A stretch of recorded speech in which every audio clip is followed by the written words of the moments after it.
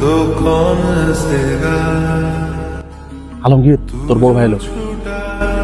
तो कौन रहेगा तू বাড়িতে যখন থাকিস তখন খালি সারাদিন শুতে শুতে মোবাইল টিপিস, আর বাইরে যখন আসিস তখন ওই বন্ধু বান্ধবের সাথে সারাদিন মান খালি ফাতরামো করে বেড়াইস না। এখন আবার সিগারেট খাওয়া ধরেছিস। লেখাপড়ার দিকে মন দে, জীবনে কিছু কর। তুমি তাহলে তোমার জীবনে কি ছিঁড়ে ফেলেছো? তোকে আমি ভালো কথা বলছি আর তুই আমার মুখের উপরে কথা বলছিস। মারতে কিন্তু আমি পারি, কিন্তু বড় হয়তো তাই কিছু বললাম না।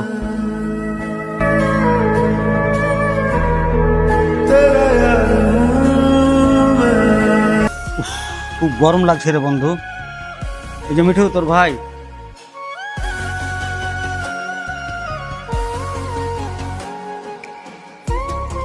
কি ব্যাপার রে মিঠু? তোর ছোট ভাই তোর দিকে তাকিয়ে তোকে না দেখার ভান করে চলে গেল যে, কি ব্যাপার? তোর দুই ভাইয়ের মধ্যে কি কোনো ঝামেলা হয়েছে? সকালে ওর গায়ে আমি হাত তুলেছিলাম।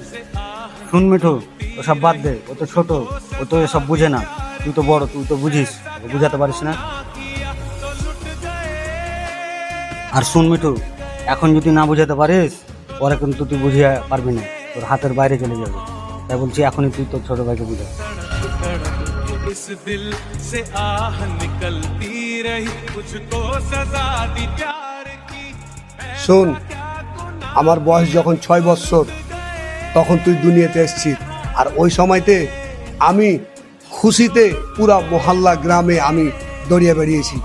তোকে কত আমি কাঁধে করে নিয়ে পাড়া মহল্লায় ঘুরে বেরিয়েছি, আর এই আঙুল ধরিয়ে তোকে হাঁটতে শিখিয়েছি। তোর কি মনে হয় তোকে কি আমি ভালোবাসি না? তোকে শাসন করি এই জন্যই যে তুই যেন আমার মতো বেকার না থাকিস।